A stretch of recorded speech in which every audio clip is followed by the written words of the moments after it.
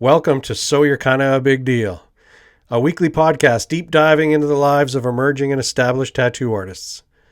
Listen in as we dig into origin stories, industry hot topics, and what it takes to survive in the world of tattooing. This is Tattoo Shop Talk.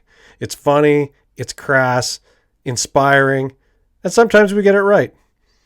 Join your hosts Shawn, Hedley, and Dave Allen every week as we host a new guest.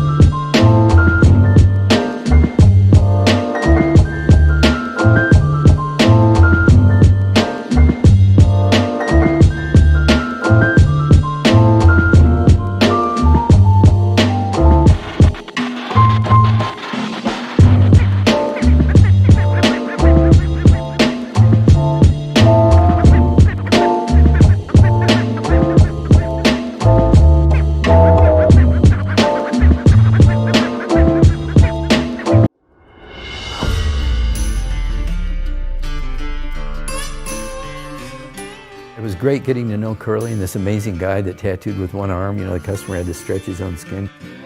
So I did get blood poisoning from him twice. Yeah, twice.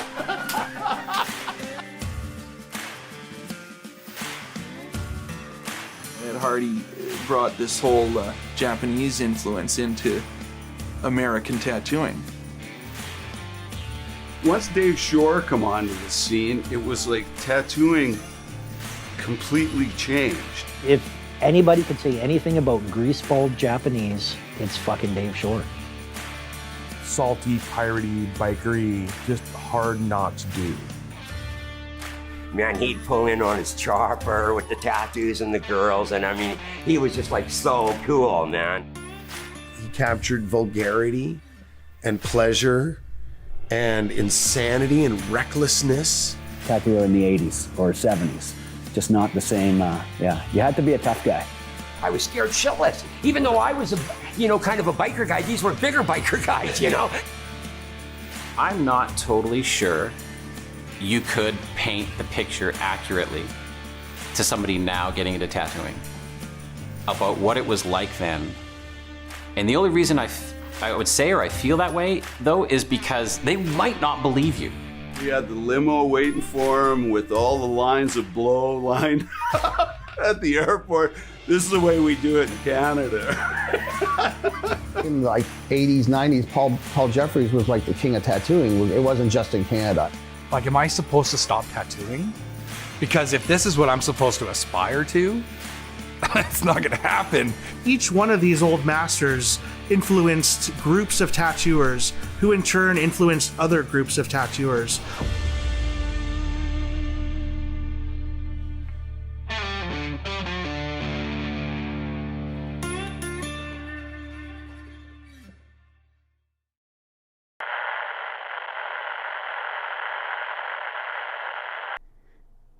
The True North Strong Tattoo Book. This is a massive tattoo encyclopedia of Canadian tattooers.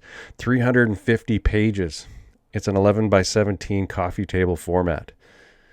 Shawn and Dan worked tirelessly to get this thing out, and sadly it never made it to print, so it's available for free download at theholdfastsocialclub.com and championtattoo.ca. The Hold Fast Social Club presents So You're Kinda a Big Deal, with your hosts, Shawn, Hedley, and Dave Allen.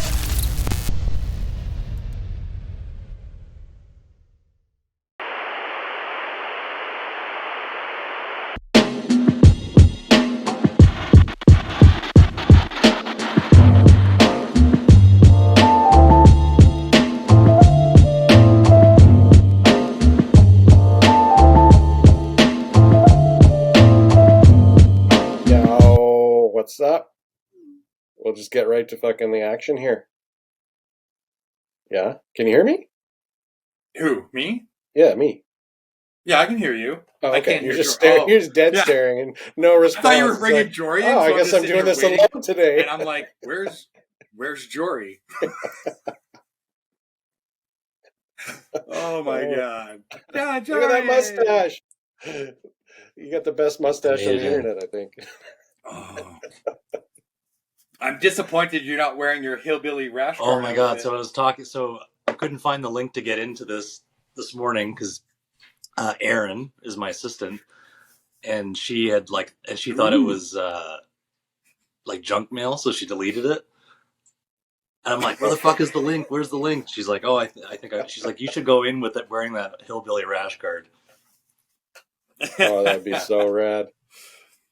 Awesome. That's amazing.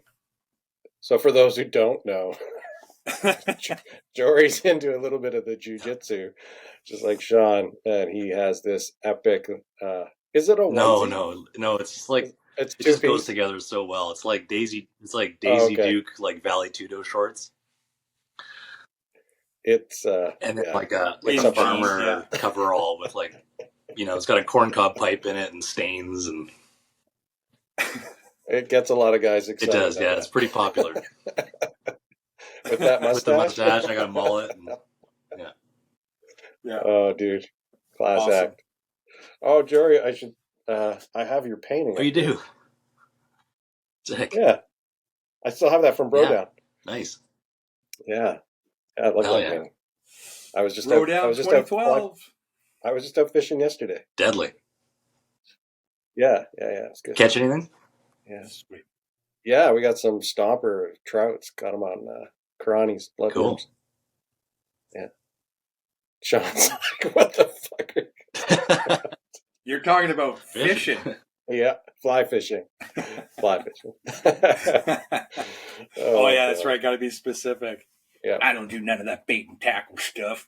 I've actually got a whole bunch of Gotta be an elitist. fly fishing stuff that I just never used. My dad gave me a bunch of it, and oh, dope. yeah, I think one day it'd be pretty sick to get out and learn that for sure. But yeah, right now it's like those 5 a.m. commitments. I don't know. Oh no, we didn't get on the water till 10 o'clock yesterday. That's more my. Yeah.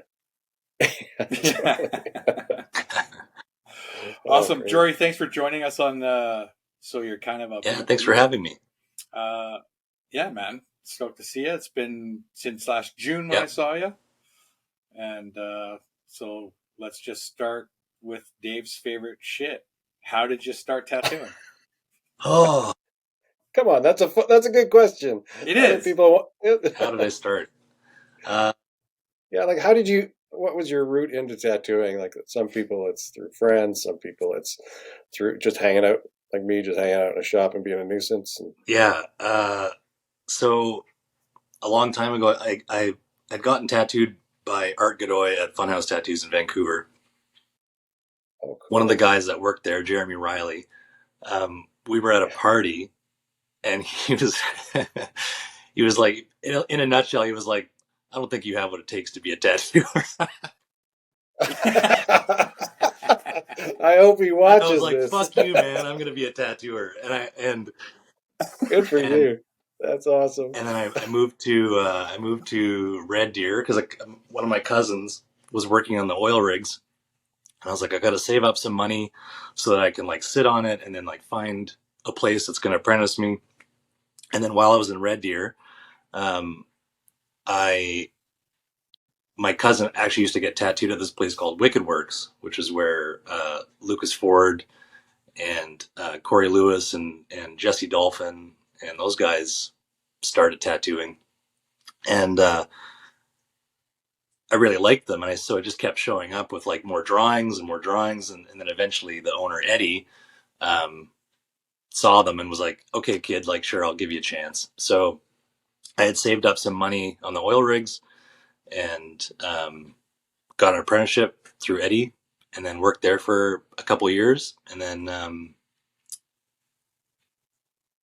moved on to, I actually ended up getting a job back in Vancouver at Funhouse under Art, sort of like a secondary apprenticeship, and then worked there for 5 years. And yeah, and then moved to the island here and opened my first shop. Which fun house was it? Was that the old one on Broadway? I Or was worked it the at one up both. I on, worked at the Broadway one, and then I worked at the one on Cambion 14th, I think it is. Yeah, yeah. What year was this? Yeah, when was your apprenticeship? I don't know. Oh, oh, I love it. You're a forward thinker. I don't know. I remember Lucas was about 3 years into his apprenticeship when I got my apprenticeship. Maybe 2 years into his apprenticeship. So whatever Lucas has, subtract 2 years. That must have been a fun shop. Like, I don't know, was Andy Rogers around then as well? I mean, Yep. Jesse's a fun guy. Lucas is fun. Yep. Andy Rogers, and was it Yeah, Corey Corey Lewis? Lewis. Oh man, that would be a fun shop to learn in. Like the young guys. Yeah, it lots was of wild. energy. And in Red Deer, you guys must have controlled the city. Like, Well, yeah, I just did. out and about. Yeah, it was a good time. Yeah, it was a good time. Lots of good memories there for sure. What was that environment like? Was it a nurturing environment? Were you guys like feeding off of each other, or were you just everybody out for themselves? No, I mean, how do I phrase it? like Lucas and Corey, like they helped me a ton. Like I spent a lot of time learning off of them.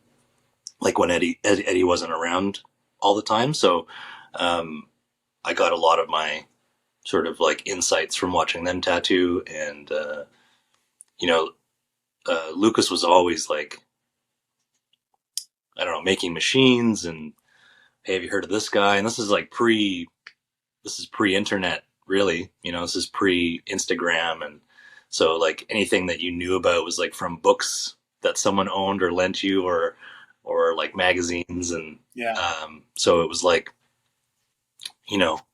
I leaned on those guys a lot for my start.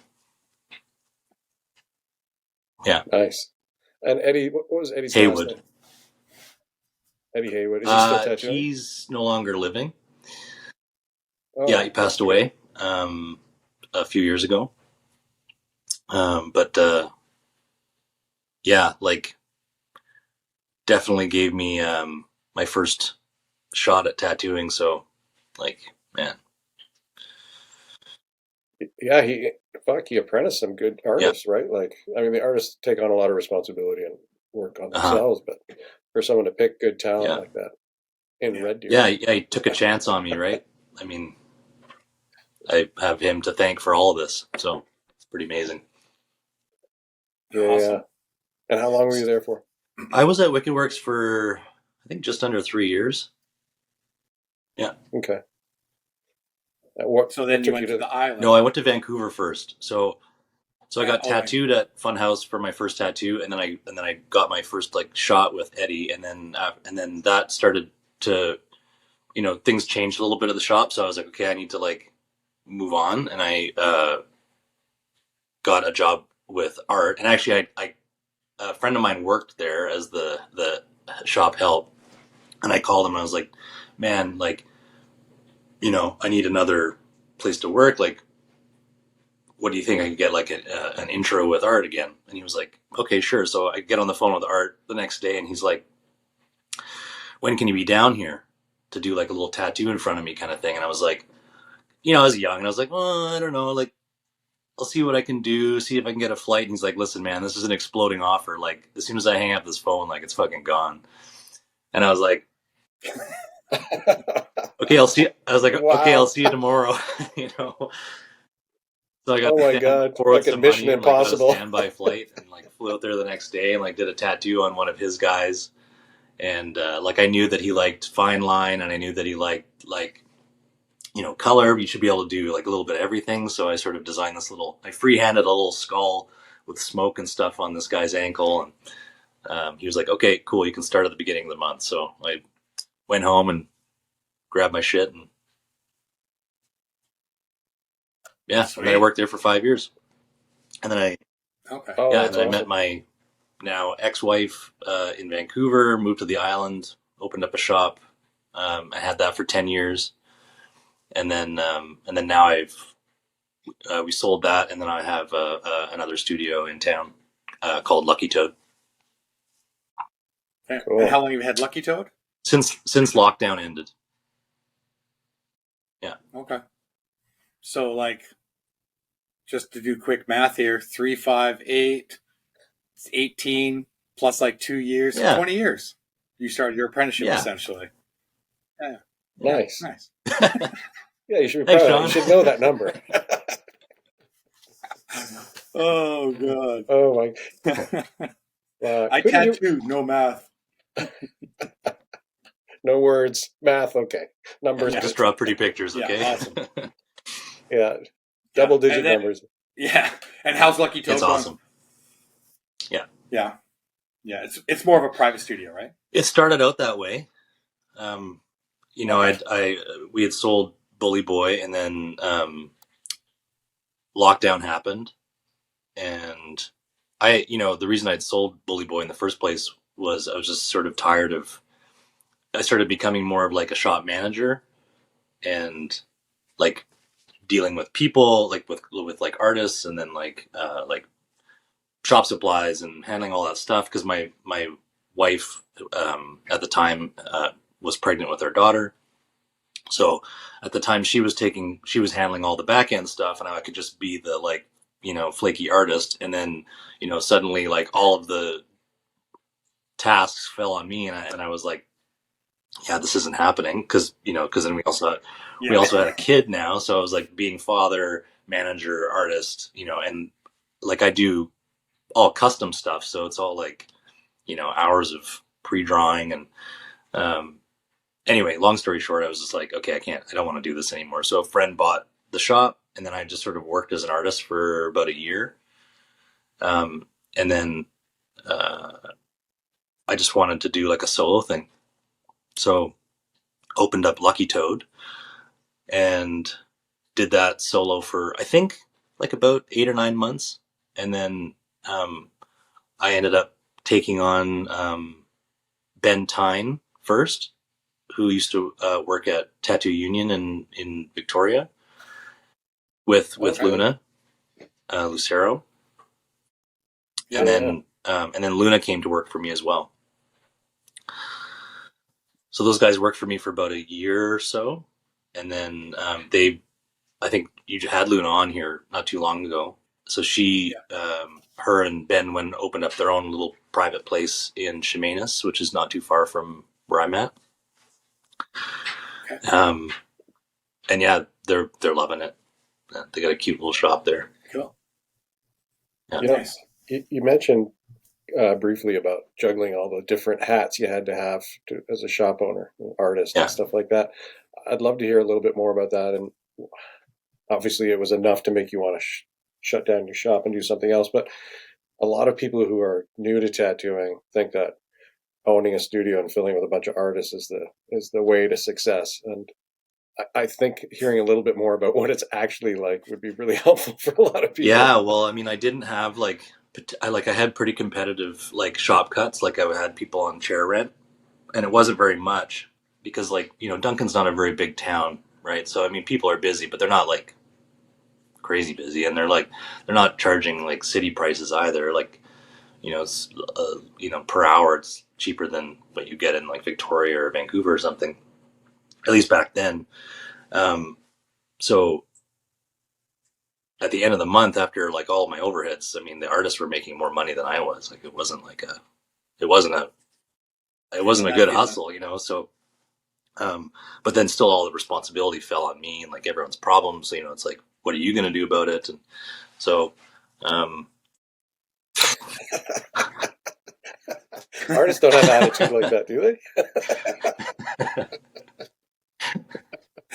You're the boss. I pay you all this money. You fucking do something. That person didn't talk nice to me the other day. I don't like their fucking attitude. Can you talk to them? So I'm going to fire this client. Yeah. Yeah. No, you're not. Yeah. Yeah. But then on the flip side of that, clients would be like, "Oh, so and so was rude to me. I don't want to get tattooed by them. Can you do it now?" And it's like, so you're just awkward, all that kind of stuff. So Yeah. Anyway. Yeah, on your day off when they're not working. Yeah, totally. Yeah, I'll sneak you in the back. Yeah, totally. Oh. So yeah, running a shop, like, you know, it's not that it's like, because now, like with my new shop, I mean, the situation's a little different. And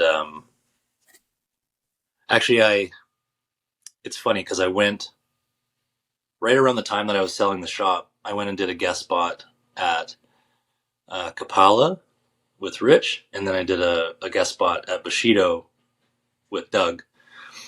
And I watched like everybody working at their shops, like the way they treated the place, especially at Bushido, you know, like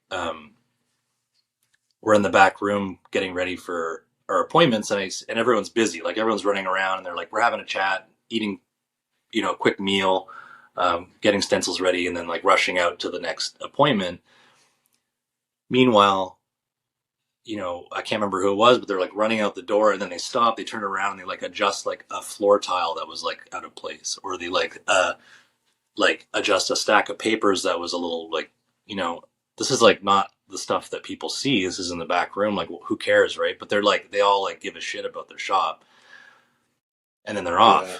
You're just like, and I'm like watching this like as a shop owner, and I was like, wow, like these people really care about Bushido, you know, and it made me feel like, man, I really want that. Like, what is the secret? And I was talking to Doug about it, and particularly about like, because I'd had a couple of, I don't want to say apprentices, but I'd had some tattooers that had started tattooing, but they weren't satisfied with what they wanted or what they were doing. And so they'd come to me and said, like, can I come work with you? Like, I'll like dial it back and then sort of re-apprentice under you. And I was like, okay, that's cool.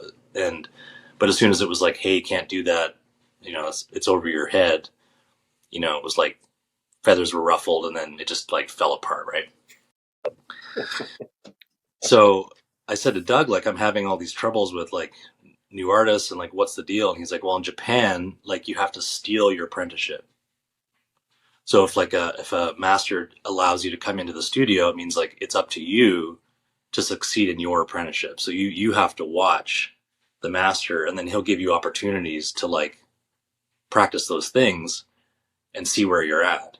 Whereas like my initial concept of what an apprentice was that you were under the master, and then that person was just like meting out all of this information for you, and it was kind of like them planning your success, you know. And so there was all this pressure on the mentor to like make you succeed, you know. And he was like, that's not so. Like, it's up to them to succeed or fail. So that takes a lot of pressure off. Like, I have an apprentice now, and Jada, and like, she asked the same question, like, what does my apprenticeship look like? Like, and I was like, it's up to you. Like, I'll be here, and we're gonna provide you with all of the things you need, but like how much you show up, and like what you take on, and like how you perform, that's all up to you. Like, it's so, again, it took so much pressure off. It's great. But anyway, that's how I'm kind of running my shop too. Like, the people that work at the shop, it's like, this is your thing. Like, you do your thing, you manage your own like career, and then I'll just provide you with a cool space to do it in. So, and that just took a lot of pressure off, you know. Instead of running around micromanaging. I like that idea of the apprentice having to steal their apprenticeship. I mean, really what it comes down to is the apprentice indulging their curiosity and fighting for it, right? Like, rather than just sitting there thinking they're going to be spoon-fed everything. That's brilliant. I mean, how proud, and then how proud are you at the end of your apprenticeship when you've like really achieved that thing yourself? Yeah, that's so great. And in America, it's like, no, I want to get as many apprentices through the door so I can have as many people working for me and making money. And it's just like, what? It's just where we are now. Tattoo shop at every corner. It took quite a lot for me to take somebody on. I was like pretty reluctant. And this is like, you know, I mean, thankfully Shawn's worked the math, but 20 years later, I've taken on my first student. So, but it's satisfying. I'm enjoying it. Yeah. Nice. How long has she been with you for? I'm gonna say like I'm gonna say like about 6 months. Oh, cool. Yeah. Nice. What was it about her that made you say, okay, I'm going to actually apply somebody? She was actually Luna's assistant, and she had come by the shop a few times, and I'd seen that she, like, on her Instagram, she has like a little she had a wannabe tattooer kind of account, like she was drawing all this flash all the time, and then she had a few sort of missteps, or not missteps, but some false starts with other shops, and was just really trying to become a tattooer, and was getting tattooed a lot so that she could learn, which I was like, oh, okay. Like, as soon as like I knew that she was like going and spending like basically all her spare money and putting it into tattooing, and like getting lots of tattoos, and like getting it by lots of different tattooers. I mean, that was always my sort of like silent qualification to start, like, to pay attention to somebody that wanted an apprenticeship. Because I had lots of, people come in with no tattoos and they're like, I want to be a tattooer. Okay. I want to be an astronaut. I just got an email from I just got an email from a person who must have forgot they emailed me a few weeks ago asking for an apprenticeship. Oh yeah, right. The same email? Like, and then it's like a blanket email that they send out like to every shop to see, Yeah. I've never met you. Why would I give you 20 years of experience for what? Because they asked. Yeah. That's how it's worked their whole lives so far. So it's like, no, I'm good. So anyway, so with Jada, she, she's been showing up already just because she loves tattooing. So I'm happy to help her out. Yeah. Cool. Yeah, that's awesome. It's so good to hear that there's still people out there that get it. Like, I'm going to invest everything, which means financial, time, pain, everything into getting tattooed, trying to build relationships. I'm going to draw as much as I can. Like, everything that you should do that you don't need a mentor for, just to prove that you're worthy. Totally. And, and she works a full-time job at a bar at nighttime, and, has life stuff going on, and still, I'm like, okay, I want a sheet of flash based on this thing that we're doing right now, like the next day I get a text message with like the sheet of flash, and it's like, what do you think? What do you think of this? I'm like, that's pretty good, Nice. That's advanced. I still so who's that? Who's all that Lucky Toad with you? Right now, Kaya Heitland. Kaya and Jada. Yeah. Cool. Yeah. Nice. Very cool. How long is Kaya's been here for nearly as long as Jada. Just a little bit longer. I guess about 6 to 8 months now. Yeah. Yeah. Nice. I haven't seen her for a while.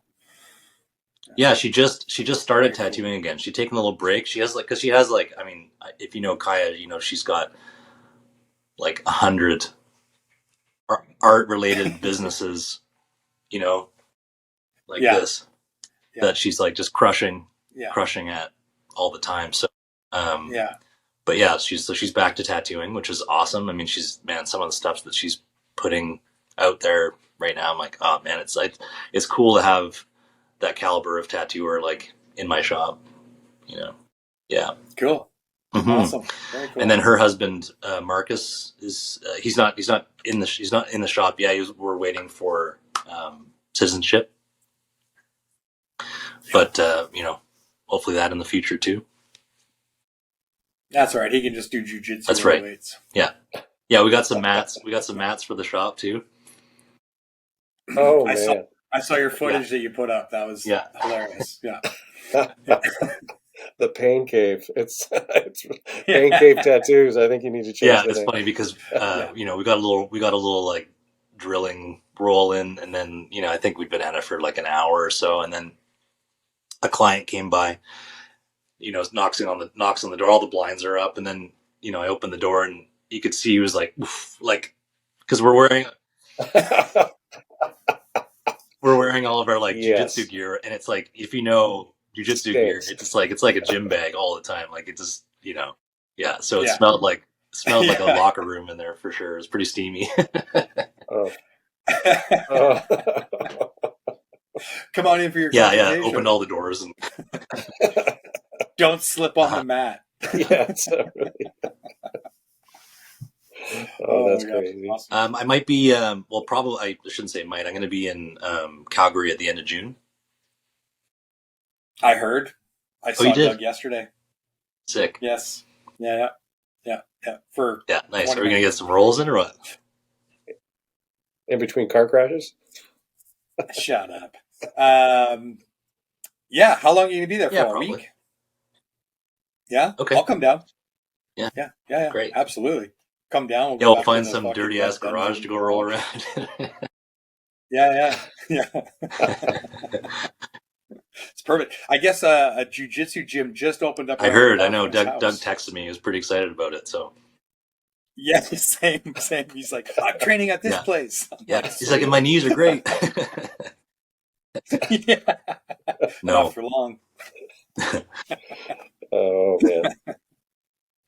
Oh my god. So what other well, let's just jump into it then. Like, what conventions have you done so far this year? None. Any? No. Any guest spots or anything? Nope. No. I've got at the end of the month here, I'm going to Don't Look Down Tattoo in Kelowna for a few days with Eric Brunning. Come say hi. Yeah. Why? I live in town. I planned on it. If you need a place to stay. Oh yeah, shit. Well, I wish I had asked before I booked the 2 Airbnbs, but come by the studio. I guess he's got Anthony Tex and Shane Ford doing like a mural at his shop. So Eric and I are going to go hang out and cool.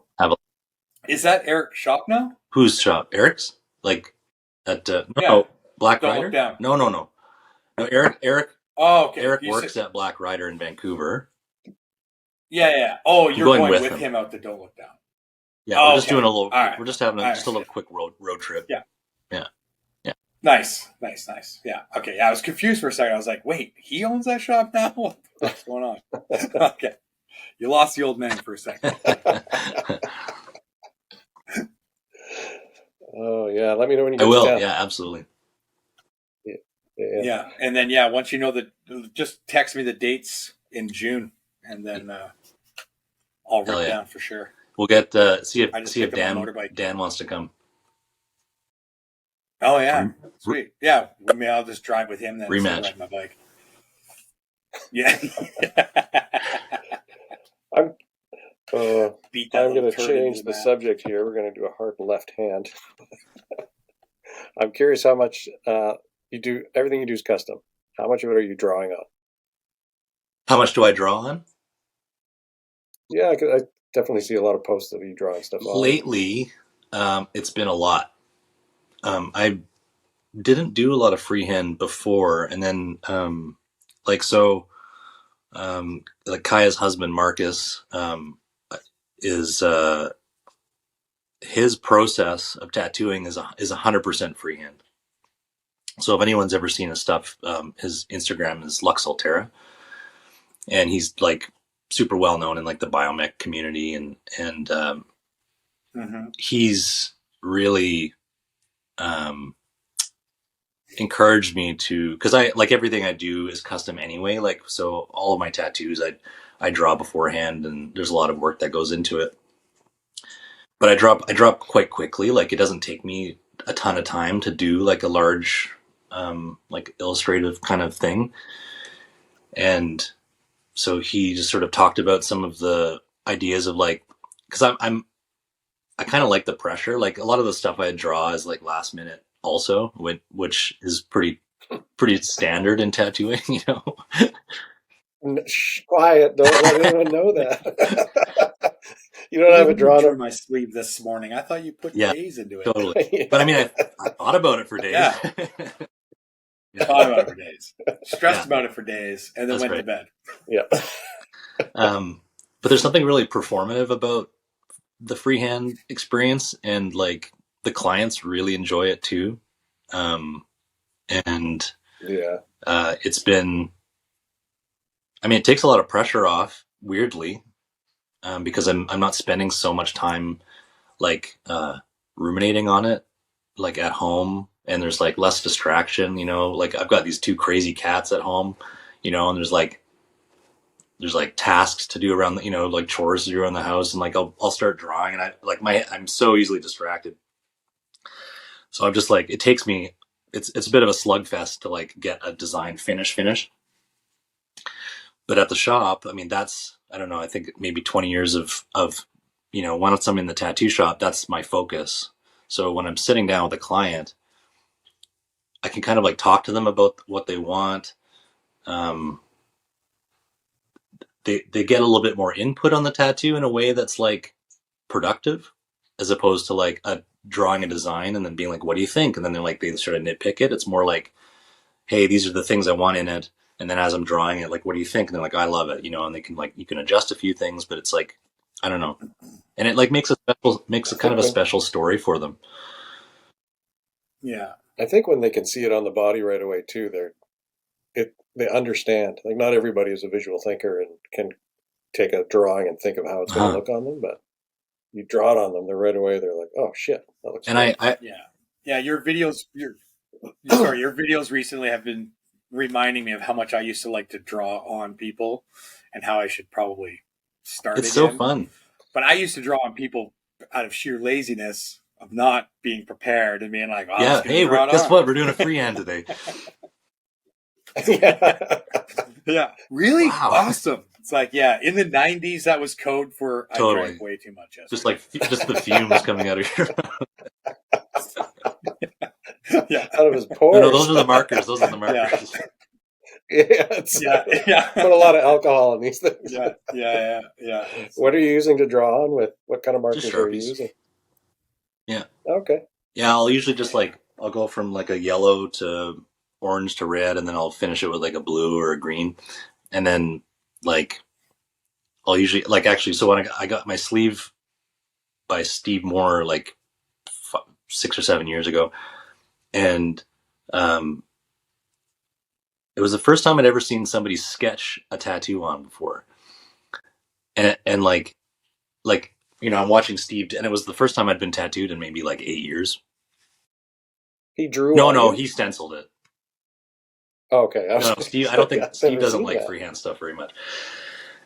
And but just like he sketched it on like with a gray line, but like so quickly, like it was just it was like this messy, scribbly thing that he created, and I was you know, watching it going like I had never seen anything like it before. And so with doing freehand, it's very similar, and I feel like when I draw something on paper and then clean it up, it loses a little bit of the soul of the moment. Like because I like to draw on paper generally, and so like there's like big strokes, and you see that like sort of messy scribble and all that kind of thing. And then when I freehand, I include those things when I'm tattooing. So like a little bit of those little sort of like flippy lines coming out, just some of that like the motion. It retains that. I mean, I could leave that in the picture too, like when I'm doing a stencil, but it seems like lizard brain makes you refine it over and over and over and over again, right? Like, which I mean, some tattoos demand that. Like if I'm doing maybe like a larger scale piece, maybe I'm more inclined to do like a stencil, just so that you can problem solve, you know, because your first drawing isn't always your best drawing. So, you know, I think that's fair. But when I'm drawing something like, you know, medium sized, I don't see why I would be doing a better job if it was pre-drawn or if it's free-handed. You know, I can work on it enough. And then also the other thing too is like, I mean, that drawing time at home is not paid. And so I charge half my hourly for the freehand. Smart. That's smart. And it, you know, on average, you know, a medium largish size freehand piece is like, takes me about 45 minutes to an hour to draw it anyway. So, I mean, it's like, it's not very much. So yeah, anyway, I've been really enjoying it. I think that when you draw stuff on like that, you better chance of getting stuff to fit. Oh, that's the other thing too. I was worried that my proportions were going to be weird, you know, and it's been the complete opposite. It's like they fit so much better on the body, and I don't even think about it. It just goes on, and I'm like, oh, that really works with that thing. I think there's just something intuitive about it, and you know, I've been thinking about the shape of the body and how pieces work on those body parts for my whole career. So I think that's just programmed now, and it just feels good. Yeah, I've been. Yeah. No matter how good of an artist or drawer we are, you know, we're still drawing and sketching in 2D. Yeah. So you know, drawing on, definitely. You get to see that. Absolutely. You know, essentially a 3D rendering right in front of you come to life. Inspired you, or who maybe led the way for you for drawing stuff on the body that was a little bit more flowy, that fit the form better? Because it's not like generally not an intuitive thing for tattooers unless they've been when I first started tattooing, I bought like back in the day, Guy Aitchison released the reimagining the tattoo. Yeah, I remember that. That was and awesome. It was like in a 3-ring binder, and it was like photocopied pages, and when I read that book, there was some concepts that had never occurred to me, even down to like, I mean, I know we're talking about like form and how things fit with the body, and he had like little diagrams of like a leg sleeve or an arm sleeve, and like, you know, general sort of flow chart or flow map of like, you know, how the muscles should be represented. But even that book was amazing. Like, it talked about needle angle and like what kinds of setups and you would use for certain things, or like just concepts of like a tattoo needle doesn't always have to be, if it's a liner, it doesn't always have to be a liner. You know, it's basically a set of paintbrushes. Yeah. Hey, he's back. That guy's back. Hey. He's on a real good roll here, so just shut up and listen. Sorry, I'm just going to update Shawn. He's talking about understanding being inspired to draw stuff for the body, for the form, and where he got that inspiration from. It was the Guy Aitchison book. Reimagining the tattoo. Reimagining the tattoo. Back in the day. So I was either at Wicked Works still, or I had just started at Funhouse, but I bought that little 3-ring binder with like, you know, I think it was like $150 or something, online, mail order. Shows up, and you know, it had little templates for like sleeves and back pieces and chest pieces and stuff, and it was like, you know, these are the flow lines that the muscles more or less make. You know, you should be trying to like encourage the tattoos to look this way. And I'd never really, you know, you sort of see the muscles and you think, oh, I guess it would fit that, but no one really talked about that very much back then. So that was when I started reimagining, rethinking like how I did things. And there was like sections on like music choices for your clients, you know, how to get the most out of your clients. Yeah. I remember him. You mentioned something in there. I still try to do this, but it rarely happens. Is to put, when you're drawing, is to put on music that doesn't have words, so you're not distracted by. I love hip hop. It's just fucking words. I don't have anything on when I draw. I'll like, just quiet. I find like sometimes depending on like, if I'm like, let's say someone comes in, they're like, hey, I want like the sort of like gore thing, like this evil gore thing, then I'll put on maybe a horror movie in the background, or I'll put on like some really gnarly like tech death metal or something, just to kind of put me in that state of mind or that mind frame. But I'll generally draw in the quiet, because I find the things, even if it's a good beat, even if it's like something I'm enjoying, it'll sometimes pull me out of my focus. Yeah. Interesting. Or worse, it's something you don't like. Yeah, that's the other thing too. If I'm just like not enjoying any of the music, and I just find myself like constantly flipping through playlists or trying to find an album or whatever, it's just like, wasted time. So, who controls the music in your studio? Generally me. That's. But it's always an issue, man. I mean, like everybody at the shop more or less listens to the same thing. Like, even if it's not exactly what we all listen to, it's not a gross departure from what we'd usually listen to. Thankfully, because at the last shop at Bully Boy, it was like constantly a fight. Constantly. Yeah, it can ruin shops. Like, it's like, do I have to listen to the fucking White Stripes again? Like, dude, it's been like 3 albums on repeat all fucking I was a fan of Clutch. Bro, I haven't listened to Clutch since I sold that shop.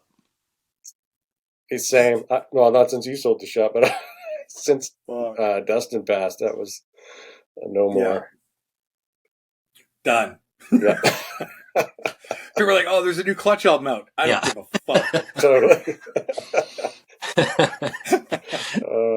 It's like the Rush of our generation, that band. Yeah. And I loved it. Yeah. Go to a show, it's all dudes. I can still listen to Rush. Yeah.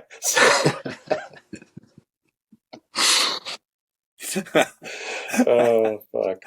Oh, man. It's so funny how cantankerous an issue music is I in mean, the shop. Like, tattooers get it, though, because, I mean, it's like, it's your only constant in your job is the music that you're listening to. And if there's no variety, because, like, clients are, I mean, I'm sure you've heard this a bunch of times from clients, like, "Oh, wow, like, you listen to such diverse music," or, "Oh, wow, I've never heard this band before. I always like getting music suggestions from you," and, so on.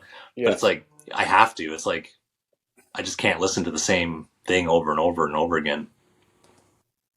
Yeah. Mm-hmm. In our shop, we try to encourage everyone to look at the room and who's getting tattooed, and don't put anything on that's going to offend somebody, or not offend them, but just make their tattoo experience more difficult. I mean, I get it. And death metal. Death metal is an absolute no in our shop. Yeah, I get it. Like, I mean, I'm a total snowflake when I get tattooed. So, like, like if the music's like too hard, like, it's already an intense experience. Yeah. And so and I have experience getting tattooed, so I can kind of like work my way through it. But if it's someone's first tattoo or first couple tattoos, and they're in this like weird environment, and I mean, let's put it this way. So at my shop, since I started like being mindful of the music that's on, the way that I design the shop, like the way that the decor is, it's like pretty chill in there. We should have done this in the shop, actually. That I could have like given you a little tour or something, but yeah, but it's like, awesome. Send me pictures. Yeah, okay. But it's like more of like an art gallery. Like it's like, it's open, it's light. There's like a few choice pieces of art on the wall, but it's not like overloading. So like visually, it's not overstimulating. And I think like in all of the years that I've had both shops, I've maybe had 1 or 2 people actually like pass out, and one of them wasn't even getting tattooed. So they were just they were watching their boyfriend get tattooed, and they just like oh, no way. Yeah. Wild. Oops. I had a client pass out while I was drawing on him. I had to catch him on the way down. He was standing. Yeah, it was crazy. Yeah. Have you ever tried to stand still, though? Think about it. Have you ever tried to stand still and just focus on like, usually you're moving around a little bit, and if you're just dead still, you'll You'll get there. I would imagine they're yeah. probably trying to hold their breath, just try and stand as still as possible, and Yeah. The fumes from the markers. Had a young kid at Sacred Heart, and I'm like focused on his delt, and he's like swaying. I'm like, "Okay, hold still, man. Hold still, man." And I look at him, and it's like, "Oh, he's about to fucking go." And he just started the buckle, and I like under his armpits and just like hucked him up onto the massage table. I was like, "Whoops!" Just like, yeah, just holding his breath. Yeah. Well, I don't want to tell this. I don't even want to bring it up because it's not my story to tell. But like, have you heard Doug's story about the guy's neck? Guy passes out and tattoos his own neck. Was that a Doug? I thought that was a James Tech story. Was that? I'm pretty sure it was Doug. Maybe James. I don't know. I think James was there. I heard maybe I don't know. You know what? Maybe just bring Doug back on and get him to tell you because it's worth it. It's like it's the best pass out story I've ever heard in my life. Oh fuck! Oh my pass out stories are gotta be. It's like comedians telling each other jokes. I think pass out stories are tattooers like. Everyone's competing. Everyone's just waiting for their turn. You know. Yeah. Oh fuck. Yeah. Oh yeah. Haven't had anybody pass out in a long time. Thank God. Knock on wood. Yeah, I think same. that's probably pretty atmosphere. Pretty consistent with most tattooers now, right? Because I think it's not. Back in the day, it was like just put on whatever music you want. This is my space, But now, like I think tattooers are more mindful of the client. So. Yeah, I think too. As you get older, as a tattooer, you're more calm. You exude calmness, and we're not working in a walk-in environment anymore. So the client comes in, they get a chance to settle down with you. You get to converse with them. They get to relax. Their blood pressure comes down, and then you start tattooing. They're kind of ready. But like back in the walk-in days, people were coming in, and you're like fucking just trying to get through shit, and you don't even realize your client's in distress until it's too late. Like. I think also now we expect people to know a little bit more about getting tattooed, the process sector. Whereas like in the 90s, it would be like how many times we would stand at the counter for 5 minutes before even bringing the person back. Okay, so if you feel weird or lightheaded or anything at all, if you feel any of these things, do you feel any of these things? Make sure you let me know. So don't hold your breath. Make sure you don't hold your breath. And if you kind of feel lightheaded and you fucking put all that onto them, and then they're just like, "Oh my God, you know what I mean?" I swear, I think we were making most of our clients pass out by giving them so much anxiety. And 90% of our clients back then were first timers. Like people didn't have a lot of tattoos. True too. Yeah, so I think that's why we felt like we had to like over-educate that one very specific thing. Like, this is gonna hurt. Tell me if you feel it. Tell me if you need a break. Tell me if this. Tell me if that. And then they just would get right into their head with that shit. Totally. I swear to God, I think we. And the other thing too is like my apprentice Jada was watching her tattoo like earlier on. She's a lot better at it now because right away I was like she'd be like, "Are you okay?" Like checking in on them lots too, and being like, "Is this okay? Are you feeling okay? Like, do you need a break?" And I was like, "You got to cut that out." I was like, "You got to like." I think the longer, like you guys said, the longer you're at it for, more confident. You can kind of feel if someone's feeling uncomfortable. They start like maybe moving around a little bit, or they're like touching themselves a lot, or whatever.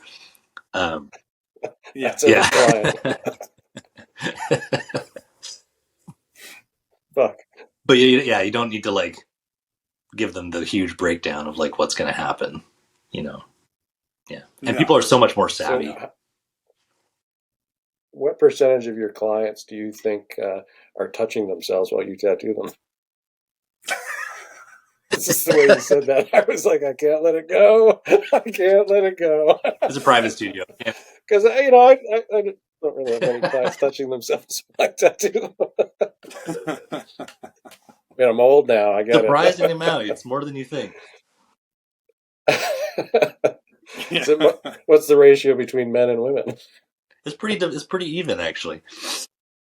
20 even, yeah. I'm not going there. Oh, fuck. So it sounds like you have end of May, Don't Look Down, Kelowna road trip. Then you're doing end of June to Doug's. Are you doing the Okanagan show in July? No, Not that I know of. Maybe, I don't know. That's been the answer for everybody. I don't think so. Maybe. I don't know. Yeah, you should come out. Maybe come I will. out.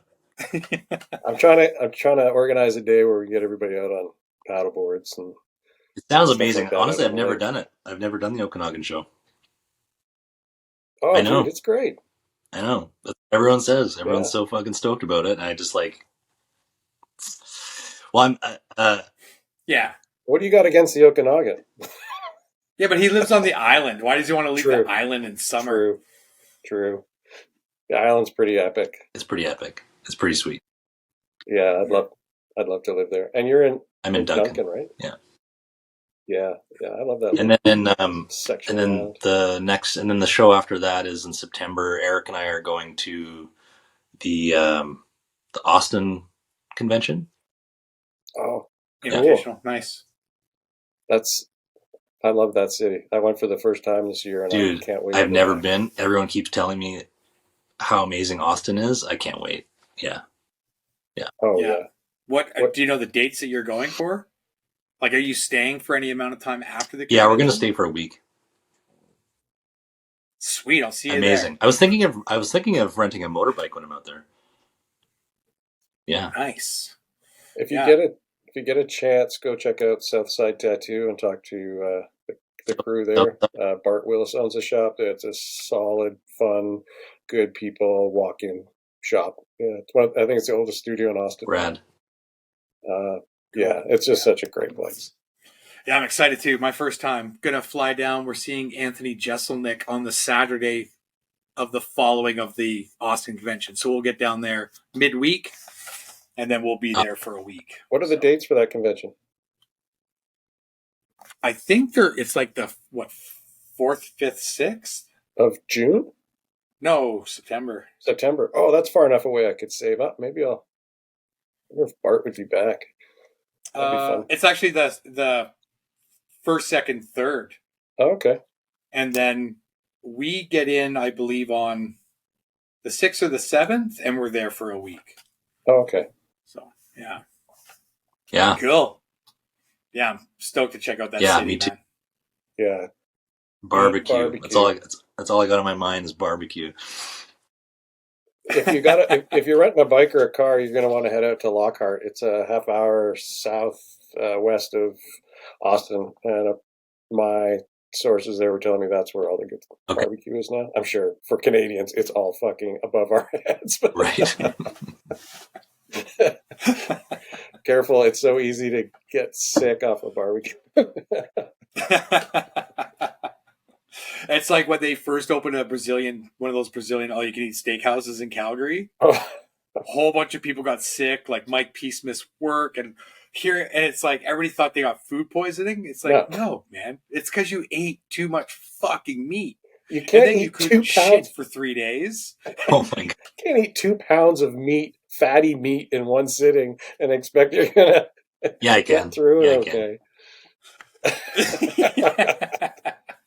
Are you on a carnivore diet? Pretty close. I don't go around saying I'm on a carnivore diet, but I eat like high protein diet for sure.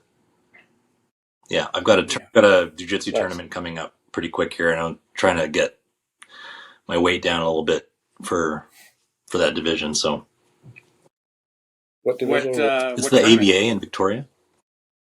Oh, the AVA, yeah, in Victoria. Nice. They have one here. They have one in Calgary at the end of May. I saw that.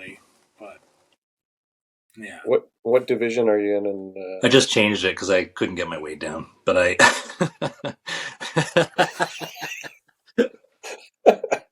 Carnivore diet's going well. No, I bulked up. So I was one. So I entered into the 183 and under division. And I was like 185 when I entered, and I was like, okay, I can do this. And then I was like, I hit the gym every morning, and I've been like going to class every night, and super super strict on my diet, and no sugar, no nothing, just getting all my macros right. And then I weighed myself the other day, and I'm like 190. That's just poop from meat. Do you think I've just got an? You need to I've get just some got an fiber in there, impacted and gut. you'll drop it. Metamucil, dude. Okay. Metamucil. I was like, yeah, my last tournament I registered for under 195 because I was like pretty much on it. And then the week before, I'm like, why am I heavy? Like, I'm not going to make weight. And it's like a zero, like they gave not even a half pound. Like, I was like, what am I going to do? MMA guys at my gym were like, stop anything with sodium in it. I'm like, okay. Cutting sodium for 3 days? I don't know how anybody can do that shit, man. I lost 4.5 pounds, but my brain function, I was foggy. So I competed. I had 3 matches. Don't really remember them. And then for the next week, I had brain fog like crazy. Like I could not rehydrate myself enough, even using like element salt packs and other stuff. Like I was fucked. And like wrestlers do this shit weekly. I'm like, Yeah. you guys are crazy. Yeah, man. no. I can't. I thought about it. I can't. I would rather, because I'm doing no gi and gi. So I was like, you know what? I'm just going to fight at the weight that I'm happy and comfortable at. I'm not going to sit here and try and obsess about my weight and cut and all that shit. It's not for me. Yeah. I'm not that motivated, you know. It's like, no. What belt? The only reason why I did it is I didn't want to lose my $115. straight up. Yeah. I'm not willing to gamble that much. Yeah. Yeah. No. What belt and how long have you been practicing? Oh man. So I've been a blue belt for a long time, and like I think I've been doing jiu-jitsu technically for about 8 years, but there's been some like patches where just training wasn't an option, or I was injured, or just life got in the way. Like I mean, obviously lockdown was tough.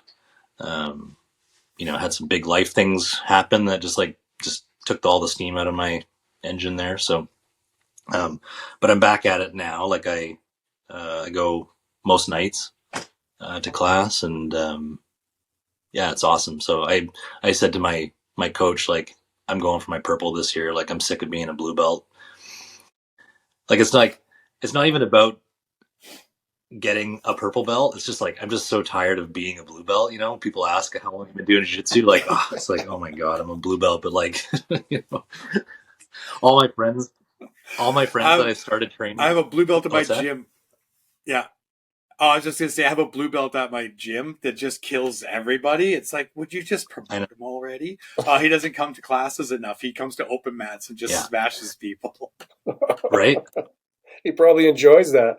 People come in and are like, oh, he's a fucking blue belt. I got this. Nope.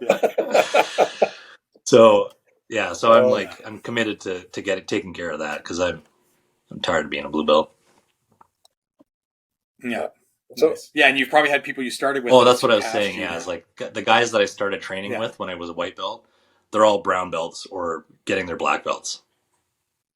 So yeah, I'm just like, this is fucked. You know. It's interesting that you have a passion outside of tattoo. I think most artists do, and you touched on this earlier. Made me think of life balance. You know, being a creative person, having a family, running a business, and having hobbies outside. How do you maintain a work-life balance? And how important is it to your happiness? You know, I'm. This is a important question for my life as it is right now, because I mentioned earlier, like I mentioned my ex-wife earlier, and so just post COVID, I went through a divorce, and so anyone that's been through a divorce gets it. Like, whether it's like amicable or whether it's like a nightmare, it's still a nightmare. You know, it's a complicated thing to like. And my ex and I were together for 17 years. We had a kid together. Like, you know, it's like a lot to pull apart. And it's also easy when you have a longtime partner to handle like the periphery of your life, so that you can kind of like do certain things. But you also, like, when you have somebody in your life that long, no matter what, it becomes a bit codependent, right? Like your sort of lives intermingle. And so when I was finally, like on my own, I asked myself, like, what do I need? Like, I've never like had to ask myself that question before. And so one of the things was I always wanted a motorcycle. So I got my motorcycle. Best thing I ever did. I picked my midlife-ish, but it's a midlife celebration, okay? It's not a crisis. And dress it up sure. however you want. And then, you know, I had been like struggling to keep jiu-jitsu in my life because there was other demands, you know, and I also realized that jiu-jitsu was like such an important aspect of my life and my happiness. And so in terms of like balancing those things, I think like sometimes jiu-jitsu is inconvenient to my career because I have to like draw after work, or I work late, or I have to like, you know, schedule appointments around it or that kind of thing. And so there's like a certain aspect of it where it's easy to let other aspects of your life fill in those spots. But the quality of myself, if I'm doing jiu-jitsu regularly, improves all the other things. Like I'm a better father to my daughter. I'm a better friend to my friends. I'm easier going with everybody. My overall like way that I handle clients and deal with like the way I deal with people is so much better. You know, I think whether it's just a matter of exercising regularly, you know, like the social aspect of jiu-jitsu is really like positive in my opinion. And the club that I train at, like everybody's like, you know, we just had an in-house tournament the other day. One of the guys that, cause we have my instructor used to fight pro Muay Thai in Thailand. And so he teaches a Muay Thai class, and one of the guys in the Muay Thai class, his dog got like his neck broken and some brain damage. So there was like all these vet bills. And so we held like an in-house kumite tournament and, you know, played basically little fight games and raised and then had raffle tickets as like, and did some gambling. So like Muay Thai style gambling on the side. So people are like throwing in the pot, and dude, it was so fun. And like so many people showed up and they raised like $1,600 to go towards like the vet bills. And I don't know, the feeling of like community and family, and like everyone was like, we all know each other and we trust each other because we you know, we play fight, you know, and which may seem silly to some people, but like if someone's got you in a choke and then you say, okay, tap, like you submit to that, you're basically saying like, you would have killed me. It sounds like a bit dramatic, but really, I mean, you're trusting people with your life, with your livelihood. You know, you get like someone puts you in an arm bar and you say stop, they stop. So you trust each other. So, and then you watch like when things get like sour for somebody's life, the community shows up and takes care of them. So anyway, I'm getting a bit evangelical about jiu-jitsu, but that's everybody that takes I know. jiu-jitsu. I just don't. It's not a cult. Shut up. Yeah. But so I guess a long digression, but I feel like jiu-jitsu really improves the overall quality of my life, and sometimes it's hard to balance, but I think just making the effort is like important. And do you have a peer group outside of jiu-jitsu and tattooing, or are your peer groups in those activities as well? Because some people, it's easy to take up an activity when their friends are all doing it. It's easy to justify to their significant others.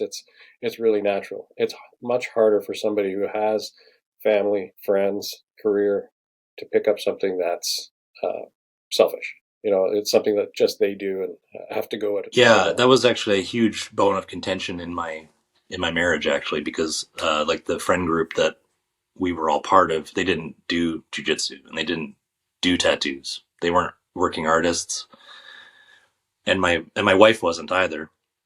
And so it was like always like, oh, you're going to that thing again, or you're like, you're not going to that party or that person's event because you have to draw, or, so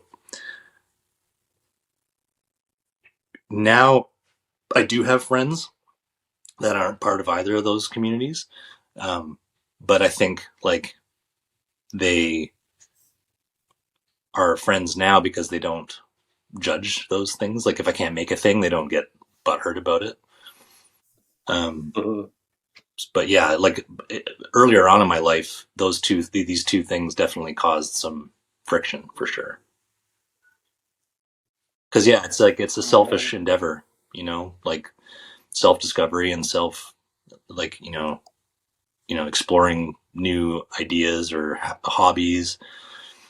Sometimes those take away from more like, I don't know what the word is, but like more typical things, I guess, or like.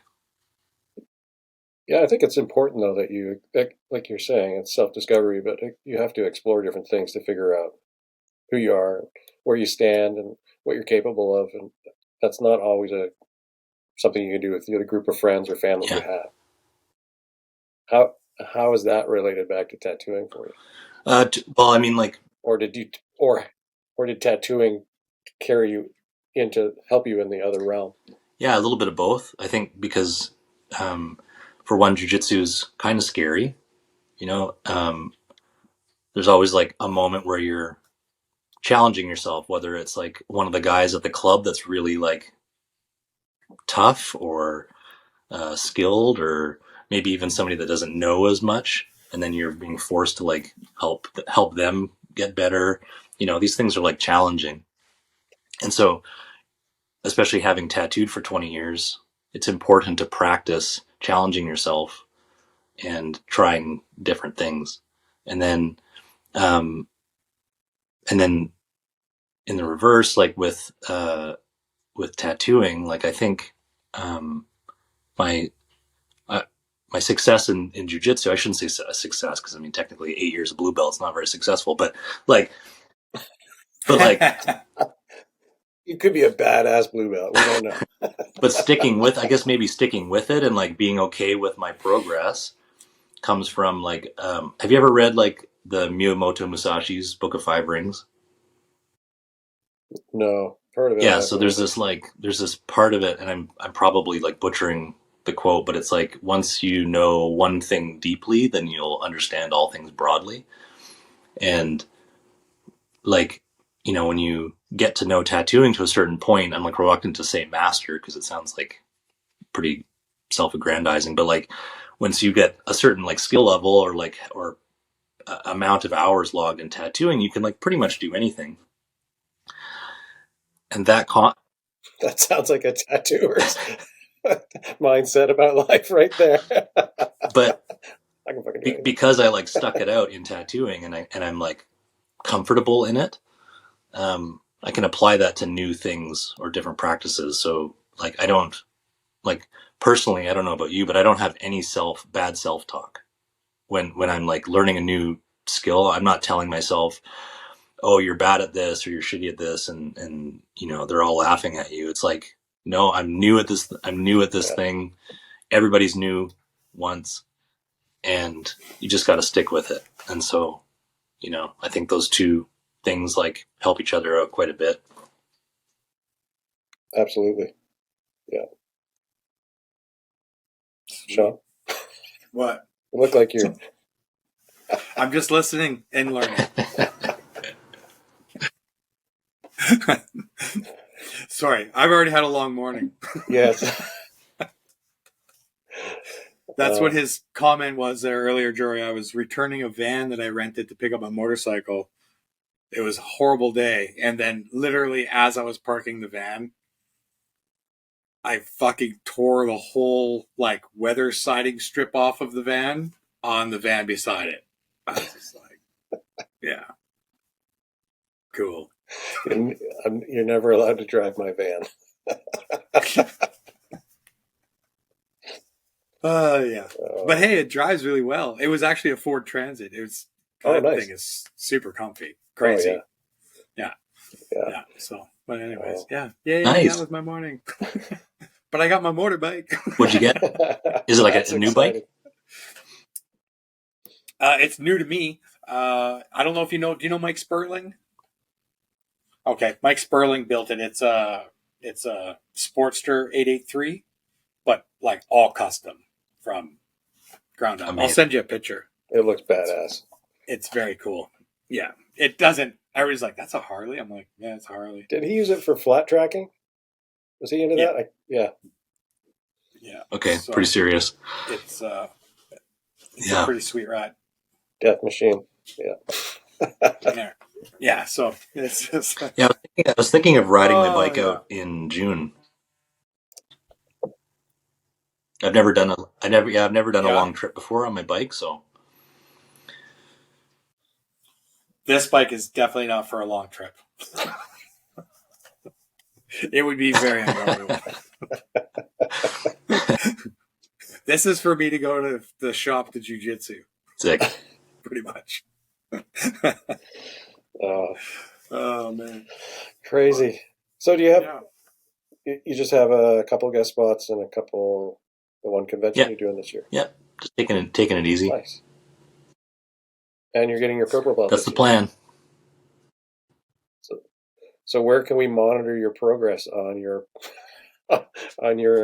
tattooing and your jiu-jitsu? Because we'll all be watching now. Well, are you asking for my socials? Yeah. Sure. My Instagram is Jory_Helmes. And then my shop Instagram is Lucky Toad Tattoos.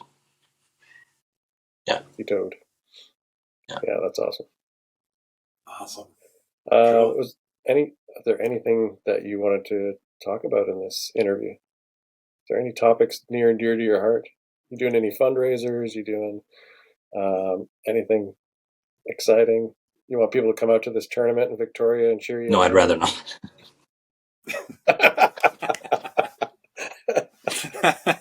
That's the AVA tournament in Victoria. Yeah. What was the date again? You know what? Let's just send an email to all the local tattoo shops. Please don't. Oh, that would be hilarious. Oh, I'll get a betting pool on. That's not bad. Yeah, totally. Yeah. Okay. Oh, we have a gambler. Oh, amazing. Fantastic. Cool. It was awesome to yeah, you too. Thanks for having me on. And of course. And definitely let me know Calgary dates. Because I'll drag little pencil neck Dan down there. And He's looking pretty good these days. He's looking great, man. He's rolling lots. He's training so much. I'm a little nervous now. Sure. Yeah. He's got some big tricks up his sleeve. He's really annoying. He's really annoying.